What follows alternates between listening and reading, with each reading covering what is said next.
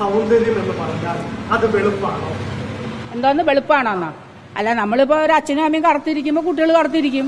അവർ നൃത്തത്തിലേക്ക് കല പഠിക്കാൻ വരുമ്പോൾ നിങ്ങൾ മത്സരത്തിന് പോണ്ട, പഠിച്ചോളൂ. എത്രയോ വേദികൾ, ക്ഷേത്രങ്ങളിലോ അല്ലെങ്കിൽ പള്ളികളിലോ പല സ്ഥലത്തും കളിക്കുന്ന കുട്ടികളില്ലേ, നിങ്ങൾ അങ്ങനെയൊക്കെ കളിച്ചോളൂ. മത്സരത്തിന് പോകുമ്പോ സൗന്ദര്യം എന്ന് പറഞ്ഞൊരു കോളം തരികയല്ലേ. അങ്ങനെ കറുത്ത ആൾക്കാർ അതെന്തിനാ അങ്ങനെ വെക്കുന്നതിനാ അവര്? അപ്പൊ നിങ്ങൾ ചാനലുകാർ പോയി പറ, നിങ്ങൾ ചാനലുകാര് ആ കോളെടുത്ത് കളയാൻ പറയണം.